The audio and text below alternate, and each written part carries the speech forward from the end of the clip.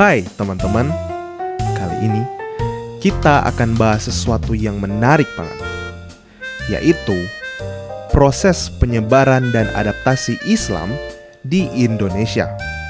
Penasaran gimana Islam tumbuh dan berkembang di sini? Yuk kita explore bersama. Dulu kala, sejarah penyebaran Islam di Indonesia itu menarik banget. Yang bikin menarik, Islam di sini enggak cuma datang dan take over aja. Ternyata, Islam di Indonesia berhasil ngeblend sama budaya lokal yang kaya. Gak heran kalau Islam di sini punya ciri khas tersendiri yang berbeda dari tempat yang lain. Ini benar-benar jadi magnet buat orang-orang di sini buat masuk Islam. Ada juga proses adaptasi yang seru untuk diulas. Gak semua orang langsung nerima Islam begitu saja loh.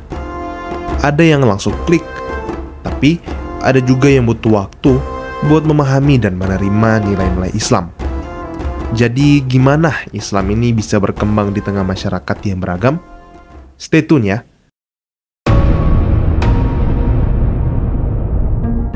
Ini dia yang paling terkenal. Wali Songo adalah 9 orang ulama yang dikenal sebagai penyebar Islam di Pulau Jawa pada abad ke-14 dan 15. Mereka mengenalkan ajaran Islam dengan pendekatan yang sangat ramah dan menggabungkannya dengan budaya lokal. Contohnya, Sunan Kalijaga terkenal dengan keterlibatannya dalam seni wayang kulit yang memainkan peran besar dalam menyebarkan nilai-nilai Islam. Kerajaan Islam seperti Kerajaan Demak, Aceh, dan Banten tidak hanya menjadi pusat kekuatan politik, tetapi juga pusat penyebaran Islam. Mereka mendukung para ulama dan memfasilitasi penyebaran Islam ke berbagai wilayah, menjadikan Islam sebagai bagian integral dari struktur sosial dan politik. Seni dan kebudayaan juga memainkan peran dalam penyebaran Islam di Indonesia. Misalnya seni batik dan wayang kulit menjadi media untuk menyampaikan nilai-nilai Islam kepada masyarakat.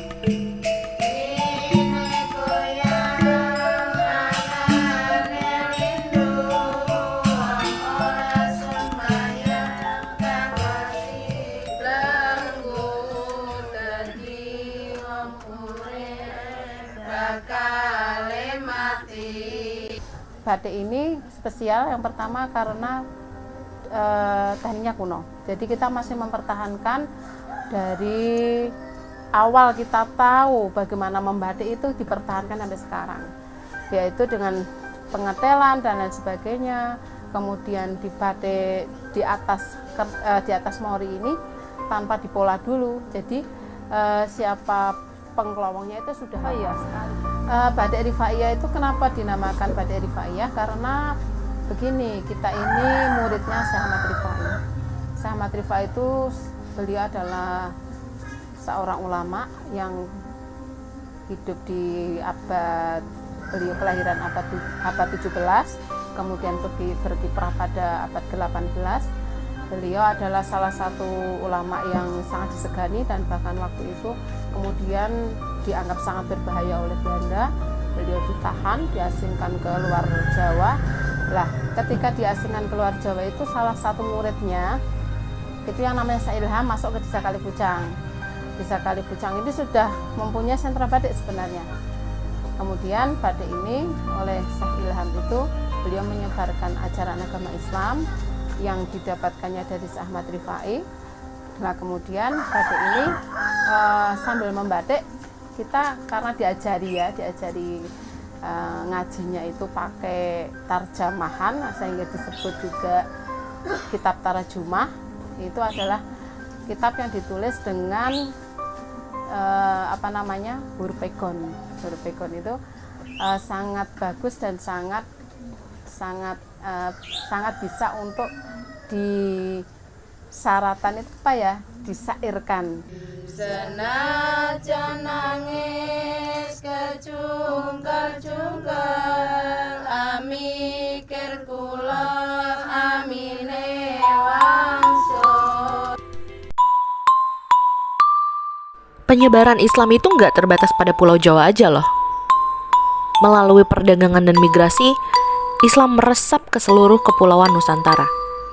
Setiap daerah mengalami perkembangan unik, menciptakan keragaman dalam praktek dan pemahaman Islam. Tapi ya, nggak semuanya mulus sih. Ada juga hambatan dan tantangan dalam penyebaran Islam di Indonesia. Keberagaman etnik dan budaya di Indonesia menciptakan tantangan unik. Sedangkan pengaruh budaya lokal, ketidaksetaraan sosial, dan persepsi negatif dapat menjadi penghalang. Perjuangan Sultan Agung, Imam Bonjol, Pattimura, Diponegoro, Cuknyadin, Sentot Alibasah, Si Pitung, tidak sukses mengusir penjajah yang menjadi jago Semar membantai jutaan rakyat Nusantara.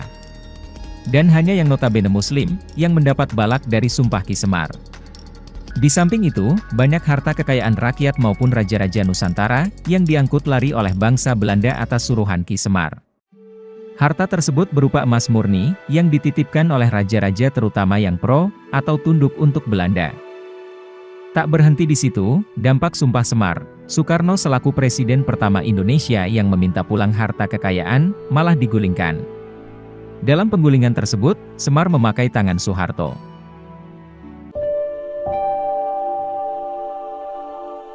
Semenjak terbit pertama kali dalam bahasa Jawa, Darmo Gandul telah menuai kontroversi dan polemik tak berkesudahan di tanah air selama 100 tahun. Kitab ini bagai pisau bermata dua, dicintai kaum kejawen dan Islam abangan, sekaligus dibenci kaum Islam radikal. Bisa dibilang, kebencian Semar merupakan refleksi dari beberapa kalangan budayawan yang menganggap kalau masyarakat Jawa pemeluk agama Islam sudah kehilangan budaya Jawanya. Mereka banyak yang mengadopsi gaya hidup ala Timur Tengah, yang bahkan sampai pakaian ala Timur Tengah. Secara umum, buku Darmo Gandul banyak memiliki kesalahan data dalam mengungkapkan fakta sejarah. Oleh karena itu sulit dipastikan bahwa buku tersebut benar-benar ditulis pada masa peralihan antara keruntuhan Majapahit dan berdirinya Demak. Bukti lebih kuat justru menekankan bahwa buku tersebut ditulis di era belakangan pasca penjajahan bangsa Eropa di bumi Nusantara. Oleh karena itu, cerita sejarah dalam serat tersebut boleh diabaikan dari kedudukannya sebagai sebuah fakta. Sebenarnya, dalam buku itu, banyak penghinaan dengan gaya Jarwo Dosok terhadap Quran. Jarwo Dosok atau plesetan, adalah gaya bahasa dalam penulisan sastra maupun dalam bahasa lisan para pelawak Jawa, dengan mencari persamaan bunyi yang cenderung lucu dan porno. Kekontroversian serat Darmo Gandul, sebenarnya telah terlihat pada ketidakjelasan siapa penulis sebenarnya. Penuturnya sendiri tertulis kalamwadi, yang berarti penutur rahasia. Timbul kecurigaan, bahwa naskah ini ditulis oleh Raden Ngabehi Ronggowarsito.